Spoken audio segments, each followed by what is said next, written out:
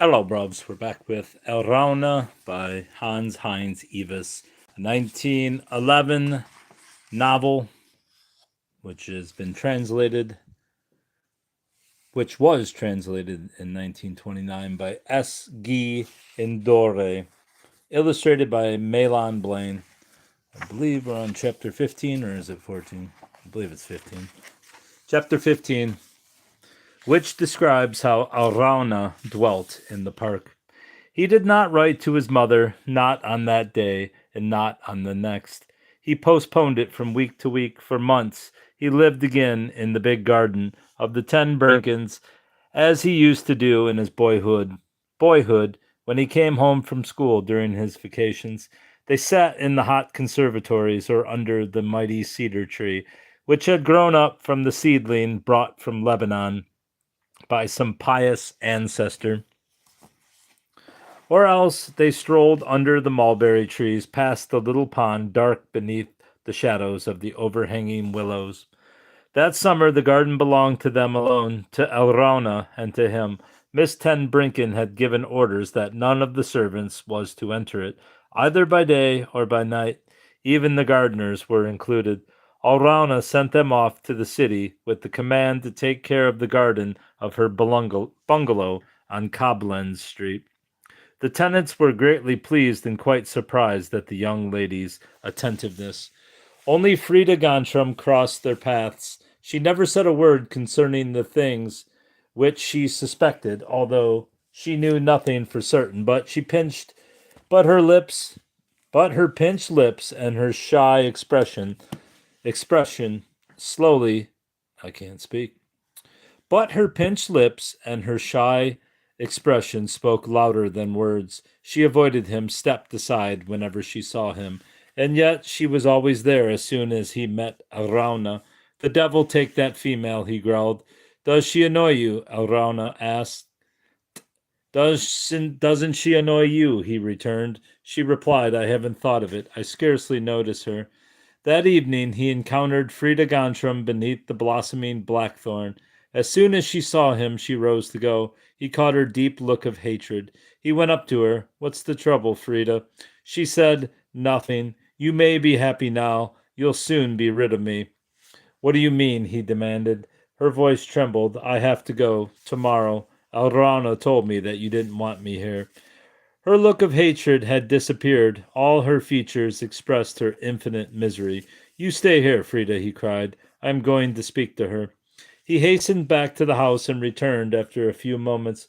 Well, we've thought it over, he began. Alraune and I. It is not necessary that you should go away permanently. Only, you see, Frida, my presence makes you nervous, and I beg your pardon, but yours does the same to me.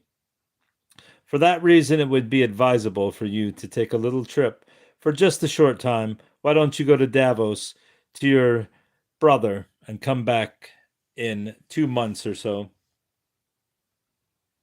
Hello, bruvs. She arose and looked at him questioningly, her eyes still full of fear and pain. Are you telling me the truth? She whispered. Just for 2 months? Of course, he answered. Why should I lie to you, Frida?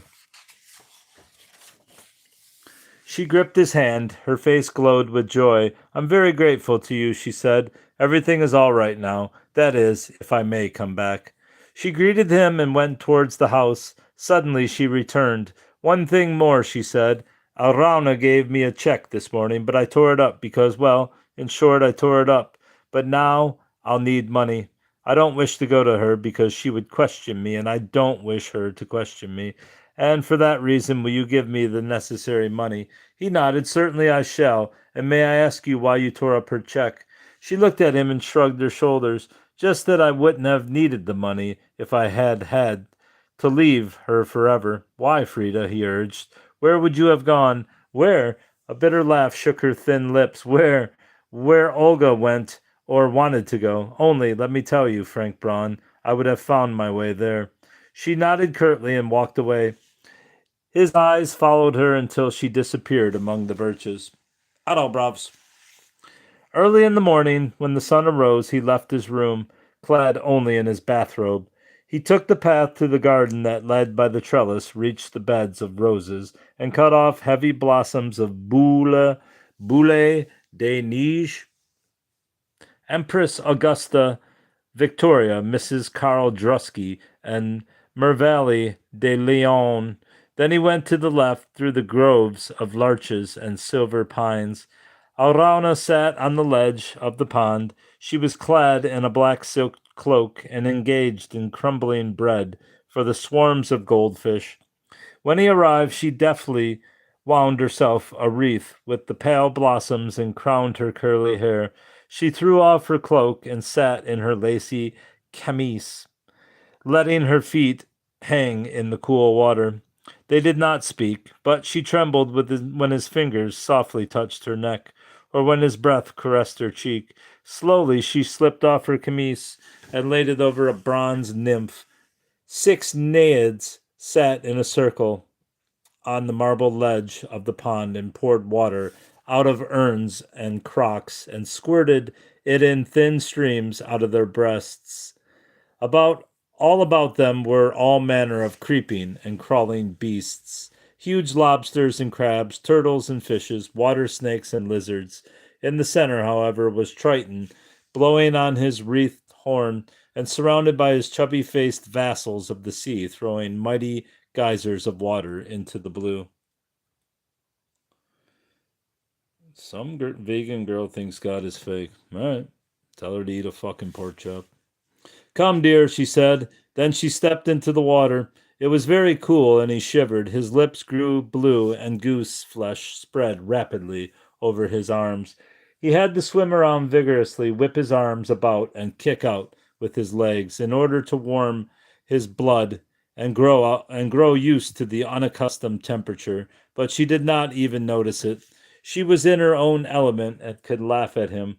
Like a little frog, she swam about. Turn on the water, Cox, she cried. He obeyed, whereupon, at 4 places close to the edge, by the statue of Galathea, light waves rose in the pond. They welled up higher and higher. Each wave climbed upon the previous one, until they overtopped the streams from the mermen, 4 mighty, luminous, sparkling cascades. They stood there between the 4, right in the middle of the shining rain. She was like an angel boy, so slender and delicate. His eyes looked at her adoringly. The harmony and proportion of her limbs were perfect. There was not the slightest flaw in the beauty of her carving. Her color was like white marble of Paros, lightly tinged with yellow. Only on the inner sides of her thighs were 2 strangely glowing red lines. That's where Dr. Peterson lost his life, he mused. What are you thinking of? She asked. He said, now I imagine that you are Melusine. Look at the mermaids round about. None of them have legs, nothing but a long scaly tail like a fish. They have no souls, these nymphs, but it is related that now and then they nevertheless fall in love with a human being, some poor fisher lad or a knight erring by the shore, and their love is so great that they leave their cool dwellings and come up on the dusty land. Then they go to some old witch or to a magic doctor, and he brews nasty potions, which they must drink, and he takes a sharp knife and begins to cut, right down the middle of the fishtail. Oh, it pains dreadfully, but Melusine bites her lips and stands it. Her love is so great that she neither cries nor complains, until at last her misery robs her of consciousness. And when she awakes, her tail is gone, and she walks about on 2 beautiful legs, just like a human being, and only the scars remain where the wizard cut with his knife. But she remains a water sprite anyhow, doesn't she? Alraune asked, even though she has human legs. Or does the wizard doctor procure a soul for her? No, he said, he can't do that, but there is still something else that they say of mermaids. What do they say? She asked, and he told her.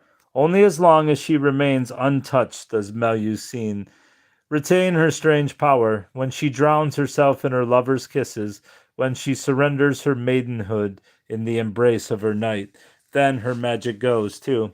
She can no longer bring treasures and no longer dive for Rheingold, but the dark misery that followed her path likewise leaves her. From then on, she is like any other child of man, Would that it were so, she whispered. She tore the white wreath from her head and swam over to the mermen and tritons, the mermaids and naiads. She cast the blooming roses in their laps. Take these, sisters, take these, she laughed. I am a child of man. In Alraune's bedroom there was an immense canopy bed, standing on low Baroque columns. Two shafts sprang from the foot end and were surmounted by shallow vessels in which burnt golden flames. The sides were richly carved with reliefs showing Hercules spinning at the feet of Omphale, Perseus kissing Andromeda, Vulcan catching Venus and Mars in his net. All this was entwined with scrolls of acanthus, and among the curling foliage doves and winged boys disported. This heavily gilt ceremony bed was brought from Lyons. I don't know if it's Lyons or Lyons, by Mademoiselle Hortense de Monthyon as part of her dowry when she became the wife of some great grandfather, Ten Brinken. He saw Alraune standing on a stool at the head of the bed, wielding a heavy pair of pliers. What are you doing anyway? He asked. She laughed. Just you wait. I'll soon be finished. She pounded and tore with a certain amount of care at the golden Cupid armed with his bow and arrows that crowned the head of the bed. She drew out one nail, then another, twisted the little god around until he came loose. Then she jumped off her stool and set him up on her cupboard. Now she took the Alraune mannequin, climbed up on the stool again, and with twine and wire fastened it there where the armoire used to reign. She climbed down and considered her handiwork. How do you like it? She asked. What made you put the mannequin there? He asked in return. She said, that's where it belongs. I didn't like the golden Cupid. Everybody has a Cupid. I want my Galliotto there, my little root man. What do you call him? He asked. Galliotto, she replied. Was it not he that brought us together? Now let him hang there and spy on us at night. Occasionally they would go horseback riding in the evening, or even at night. If the moon was shining, they would go over to the Seven Mountains or else toward Roland's sect and into the country. At the foot of Dragon's Cliff they came across a white she-ass belonging to the people that rented out mounts for climbing the hill to the castle. He bought her. She was still a young creature, well cared for, with a coat that glistened like new fallen snow. Bianca was her name. He tied her to his saddle with a long cord. At first the beast rebelled, dug its forelegs into the ground, and resisted like a stubborn mule to all their pushing and pulling. Finally they found a way to make her obey. In Koenig's winter... Oh, look at this. Well, that's pleasant. Apparently there's someone hanging. Oh, is that the... That isn't the... I don't know what the fuck this is about. Now let him hang there and spy on us. I guess that is the little doll, the Alraune. But that doesn't look like an Alraune. That looks like a person.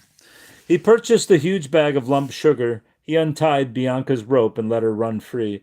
And as they rode along, he threw her one piece of sugar after another. The donkey followed them, keeping itself close to his stirrup, snuffling at his puttees. Old Freudsheim took his pipe out of his mouth when he saw them coming. He spat thoughtfully and then grinned. A donkey, he drawled. A young donkey. Why, it must be 30 years or more since we've had a donkey in the stable. Do you still remember, master, when I used to let you ride old gray Jonathan? He fetched a bunch of young carrots, fed them to the beast, and stroked her shaggy fur. What is her name, master? He asked. Bianca, he was told. Come, Bianca, the old man spoke. I can see that we're going to like each other. I know you'll enjoy it here with me. Then he turned to Frank Braun again. Young master, he continued, I have 3 great-grandchildren in the village, 2 little girls and a boy. They're the shoemaker's kids. They live out on the Godesberg Road, and Sunday afternoons they often come over to visit me. May I let them ride the donkey, just here in the yard? He nodded, but before he could answer, Alraune cried out, Why don't you ask me, old man? It's my donkey. He gave her to me. Now let me tell you, you may let them ride, and in the garden too, if we are not at home. Frank Braun's eyes thanked her, but the old coachman only looked at her, half surprised, half suspicious. and growled a few incomprehensible words. He held out the juicy carrots to the donkey and enticed her to follow him into the stable. First, he called the stable boy and introduced Bianca to him. Then he presented her to all the horses, one after the other. After that, he took her to the rear of the farm buildings, to the cowshed, and showed her the heavy Dutch cows, and the black and white Lisa with her newborn calf.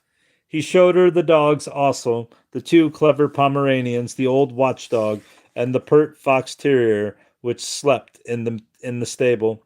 Then he took her over to the pigsty, where the mighty Yorkshire sow lay, nursing her litter of 9 sucklings, and finally he showed her the poultry yard, and the goats in their arid enclosure.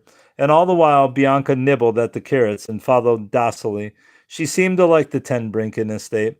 Often in the afternoons, Alraune's clear voice sounded from the garden. "Bianca," she cried, "Bianca," whereupon the old coachman would open her box and swing wide the doors of the stable. And the she-donkey trotted lightly into the garden. She lingered now and then, cropped sweet green shoots, and exulted in the deep, rich clover. "Bianca," came the alluring call. Reluctantly, she abandoned the tender herbs and sought her mistress. Under the ash tree on the greensward, there they lay, Frank Braun and she. There was no table, only an immense salver covered with white damask, and loaded with fruits of all kinds, pastries and delicacies, and dozens of roses strewn all about. The bottles of wine stood close beside. Bianca snuffled. She despised caviar and oysters as well, and all the various pies could not attract her, but she would have a cookie or two and a piece of ice from the pail, along with a couple of roses. "Undress me," Alraune commanded, whereupon Frank Braun loosened the hooks and eyes and opened the snappers. And when she was naked, he picked her up and put her on the donkey. She sat astride the milk-white animal and held herself but lightly on its shaggy mane. Holding her mount to a slow, even tread, she rode across the meadow while he walked by her side, his right hand lying on the beast's head. Bianca was clever, and she was proud of the slender boy whom she carried on her back. And not once did she pause, but walked on lightly, as though on velvet hooves. And straight across went Bianca, carrying her white charge. The narrow path led across the beds of dahlias to the brink of the slender stream that fed the marble basin. They disdained the wooden bridge. Carefully, step by step, Bianca waded through the clear water, and it was only her curiosity that was aroused when a green frog hopped into the water from the bank. Frank led the animal over to the raspberry thicket, gathered the ripe fruit, and divided them with Alraune. Then they went on through the bushes of oleander. There lay a big field of carnations surrounded by closely planted elms. His grandfather had laid it out for his good friend Gottfried Kinkel, who loved these flowers. Every week his grandfather would send the poet a huge bouquet of them. Wherever the eye looked, thousands upon thousands of feathered pinks, the blossoms gleaming silver white, and the long, slender leaves silver green. Far away in every direction lay stretched a silvery field glowing in the evening sun. Straight across went Bianca, carrying her white charge. Straight across and then around and around, putting her white feet daintily into the silvery sea, through which blew the wind, rousing silvery waves. Frank Braun stood on the border and looked at her, drinking in the lovely scene and the lovely colors. She rode over to him. "Is it beautiful, my lover?" she asked, and he said seriously, "It is very beautiful. Ride on." She answered, "I am happy," and she laid her hand lightly on the beast's head, behind its ears, and the clever creature strode out slowly, slowly through the silvery sea. "Why do you laugh?" she asked. They were sitting on the terrace at their breakfast, and he was reading his mail. There was a letter from Manas concerning the Berberg mining shares. "No doubt you have read in the papers of the discovery of gold in the Hotschifel region," the lawyer wrote. "The finds are situated for the larger part on land leased by the Berberg Mining Company. Personally, I am inclined to think that what with the enormous expenses required for a methodical exploitation these small gold veins can't pay. Nevertheless, the ingenious reports sent out to the press by the directors have caused the stocks, which were not worth their paper 4 weeks ago, to shoot sky high. A week ago they were at par, and today Baller tells me that they are quoted at 214. I therefore gave the shares to this man Baller, who is a friend of mine and director of a bank, and asked him to liquidate them at once. This will take place tomorrow, and it is possible that they may go on. They may go at an even better price. He handed the letter to Alraune. Uncle Jacob surely didn't conceive of any such possibility, he laughed. Otherwise, he would certainly have left my mother and me some other shares. She took the letter and read it carefully through to the end. Then she let it drop from her fingers and stared into the air. Her face was waxen pale. What's the matter? He asked. He did so know it, she said slowly. He knew it very well, and she faced him. If you want to make money, don't sell the shares, she continued in a very serious voice. They will find more gold, and your shares will be worth more, far more. Too late, he said carelessly. At this hour they've no doubt been sold already. Besides, are you so sure? Am I sure? She repeated. Who should be more so than I? She let her head fall to the table and sobbed out loud. This is the beginning, this. He stood up and put his arm about her shoulder. Nonsense, he said. Get those silly notions out of your head. Come, Alraune, let us bathe. The fresh water will clear the cobwebs from your mind. Have a chat with your mermaids. They'll substantiate what I said, that Melusine cannot wreak any ill since she has kissed her lover. She pushed him away and jumped up from her chair. She faced him and looked straight into his eyes. I love you, she cried. Yes, I do, but it isn't true that the spell has died. I'm not a Melusine. I'm not a water sprite. I came out of the earth and was fathered by the night. Shrill bursts of sound escaped from her. He could not tell whether she was laughing or crying. He seized her in his strong arms and paid no attention to her flying fists, her cries, or her struggles, gripped her as he would a wild boy, and carried her down the steps to the garden and over to the pond, and he flung her with all her clothes high into the air so that she dropped into the water far from shore. She rose and stood for a moment, dazed and perplexed. He turned on the cascade so that the rain splashed all about her. Then she burst into laughter. Come, she cried, come on in, too. She disrobed and in high spirits flung her wet clothes at his head. What takes you so long? She urged. Come, hurry up. Soon he reached her side. Then she saw that he was bleeding. Drops coursed from his cheeks, from his neck, and from his left ear. Did I bite you? She whispered. He nodded. She rose on her toes and flung her arms about him, and with burning lips drank his red blood. Now it feels better, she decided. They swam around, then he returned to the house and fetched a cloak for her. And as they strolled back, hand in hand beneath the copper beeches, she said, I thank you, lover. They lay at evening beneath the scarlet tapestry, and their bodies that had been as one through the hot noon hours fell apart. All delicacy, all caresses and sweet words lay trampled and crushed, as are flowers and tender herbs when a storm has passed over them. Their love had flared here and greedily consumed itself, and out of the ashes rose a cruel, hard hate. They looked at each other and knew now that they were mortal enemies. The long red lines on her thighs now seemed to him evil and disgusting, and the saliva flowed thick and vicious in his mouth, as though he had taken poison to his lips, and the little scratches made by her teeth and nails burnt and pained and swelled up angrily. She will poison me, he thought, as she once poisoned Dr. Peterson. Her green eyes laughed at him, derisively, provocatively, insolently. He closed his eyes, bit his lips, and cramped his fingers together, but she rose, turned around, and carelessly, contemptuously kicked him. He too rose, torn with rage. Their eyes met. She did not speak, but her lips pursed themselves, and her arms rose. Now let me start that again. She did not speak, but her lips pursed themselves, and her arm rose, and she spat at him and slapped him in the face. Then he threw himself at her, shook her, tore her body around by the hair. threw her on the ground, beat her, choked her. She defended herself capably. Her nails ripped his face, her teeth bit into his arm, his chest, and in the welter of blood and sweat their lips sought each other, and in the ecstasy of pain they embraced. Then he seized her and flung her yards away so that she fell unconscious on the grass.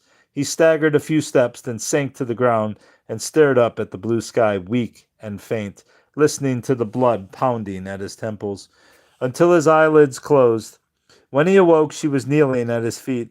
With her curls, she dried the blood of his wounds, and she tore her shift into long strips and skillfully bandaged him. "Let us go, beloved," she said. "The sun is setting." Thin blue eggshells were scattered on the path. He hunted in the bushes and found the plundered nest of a crossbill. "Those rascally squirrels," he exclaimed. "There are altogether too many of them. There are altogether too many of them in the park. They'll drive out all the songbirds." "What can one do?" she asked. "Shoot a few of them." She clapped her hands. "That's it," she laughed. "We'll go hunting." "Have you a gun of some kind?" he asked. She reflected. "No, I can't think of any. At least not any serviceable one." "We'll have to buy one." "Wait," she interrupted herself. "The old coachman has one. He sometimes shoots stray cats if he catches them poaching here." He went to the stable. "Hello there, Freudsheim," he cried. "Have you a rifle?" "Yes," the old man replied. "Shall I get it for you?" He nodded. Then he asked, "Tell me, Freudsheim, you wanted to have your grandchildren ride Bianca, didn't you? They were here last Sunday, but I did not see you put them on the donkey." The old man growled, went into his room, and returned with the rifle. He sat down quietly and began to clean and oil it. "Well," Frank Braun asked, "aren't you going to answer me?" Freudsheim champed his dry lips. "I don't care to," he growled. Frank Braun laid his hand on the old man's shoulder. "Be reasonable, old man. Tell me what's troubling you. You know that you can trust me." Whereupon the coachman spoke. "I don't wish to take anything from our mistress. I don't want any presents from her. I get my bread and my wages, and for that I do my work. I don't crave any more." Frank Braun felt that no amount of talking would alter the old man's thick-skulled attitude, so he chose different tactics. He threw out a little bait. "Supposing Miss Ten Brinken asked you for something special, outside of your regular work, would you do it?" "No," said the old man stubbornly. "I do my duty and no more." "But if she were to pay you extra," he continued, "would you do it then?" The coachman still fought shy. "That all depends," he drawled. "Now, don't be stubborn, Freudsheim." Frank Braun laughed. "It is Miss Ten Brinken, and not I, who wants to borrow your rifle in order to shoot squirrels. Now that is not part of your duty, and so, you understand, in payment thereof, she permits you to let your grandchildren ride Bianca. Is that a bargain?" "Yes," the old man grinned. "That's fair enough." He handed him the rifle and, opening a drawer, pulled out a box of cartridges. "I'll add these for a good measure," he said. "Thus I'll have paid her well and shan't owe her a thing. Are you going for a ride this afternoon, master?" he continued. "Very well. At 5 the horses will be ready." Then he called the stable boy and sent him to the shoemaker's wife, who was his grandchild, to tell her that she should send up the children for the evening. Early in the morning, Frank Braun stood beneath the acacia that brushed against Alraune's windows and gave a short whistle. She opened and shouted that she was coming at once. Soon her light tread resounded on the flags, and in a single bound she took the steps leading from the terrace to the garden. "You should see what you look like," she exclaimed, "in a bathrobe. Do you mean to say that you're going hunting dressed like that?" He laughed. "It will do for squirrels, but just look at yourself." She had attired herself as a Wallenstein, or is that Wallenstein, since it's supposedly German, as a Wallenstein hunter. "Hulk regiment," she cried. "How do you like it?" She wore high yellow riding boots, a green doublet, and an immense grayish-green hat with waving plumes. An old pistol was stuck in her belt, and a long saber dangled down her legs. "Take that off," he said. "The squirrels will have heart failure if they see you on the trail armed with that." She pouted her lips. "Am I not pretty?" she asked. He took her in his arms and kissed her quickly. "You're stunning. You are, you vain thing," he laughed. "But for squirrels, I imagine you're Hulk. Is that Hulk or Hulk?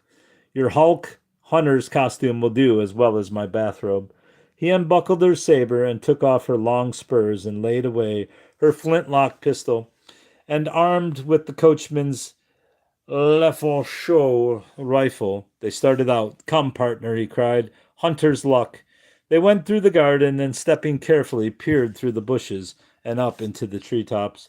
He pushed the cartridge into the gun and cocked it. Have you ever used the gun? He asked. Oh, yes, she asserted. Wolfchen and I once went to the fair at Putschen and practiced at the shooting gallery. That's fine, he said. Then you know how to hold the gun and take aim. There was a rustling in the branches above them. Shoot, she whispered. Shoot. There's one up there. He lifted the gun and then lowered it. No, not that one, he explained. That's just a young fellow, scarcely a year old. We'll let him enjoy life for a little while yet. They reached the brook. There where it emerged from the shadows of the birch grove and came out into the sun of the meadows. Fat June bugs and yellow butterflies disported in the air above the daisies. All about were the small noises of the insect world. The crickets chirped and the bees buzzed and the grasshoppers sprang into the air. Down by the water the bullfrogs croaked, and in the sky above a lark jubileed. They crossed the meadows toward the copper beeches. There, close to the edge, they heard anxious twittering, and a little linnet hopped out of the branches. Frank Braun advanced cautiously, striving to make out the forms among the foliage. There's the robber, he muttered. Where? She asked. Where? But already he had pulled the trigger. Bang! And a heavy squirrel tumbled down the trunk. He lifted it up high by the tail and showed her where the bullet had struck. He'll rob no more nests, he said. They walked on through the great park. He shot another squirrel in the woodbine, and still another grayish-brown one down from the top of a pear tree. You're doing all the shooting, she complained. Give me the rifle for a while. He handed it to her. He showed her how to load and had her shoot at a trunk a few times. Now come along, he cried. Show us what you can do. He stopped to make her point her gun down. That's the way, he explained to her. Always point your gun to the ground and not up in the air. Near the pond, they saw a young squirrel playing in the path. She wanted to shoot at once, but he made her steal up a little further. Now, he said softly. Now you're close enough. She fired. The squirrel looked around in surprise, jumped quickly up a trunk, and climbed away to safety in the heavy foliage. A second attempt succeeded no better. Her distance was too great, but when she tried to get nearer, the animals would run away before she could take aim. The dumb beasts, she scolded. Why did they stay still for you? He thought she was delicious in her childish anger. No doubt they want to win my friendship, he jested. The trouble is that your leather boots make them make too much noise.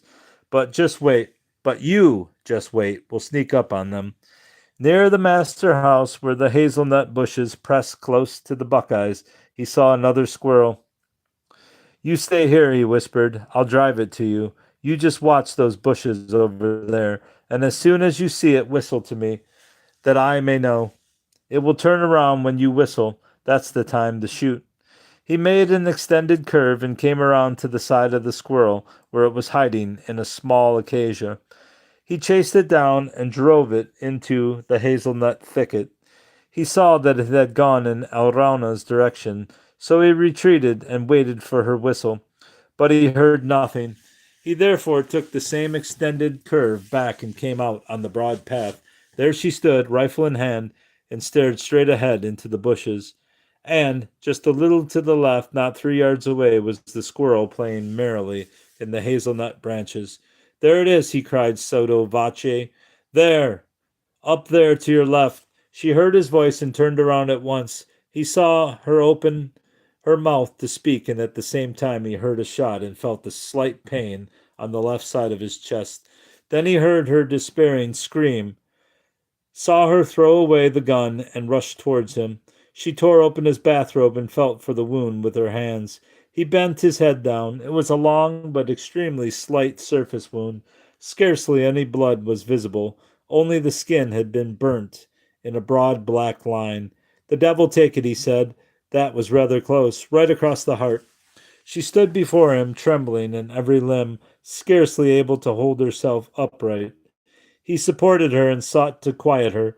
A mere scratch, he said. Practically nothing. We'll just wash it and then moisten it with oil.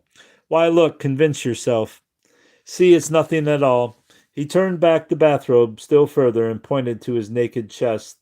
With wavering fingers, she felt the surface wound. Close to the heart, she murmured. Close to the heart. Then suddenly she seized her head in both hands. A deep fright took possession of her.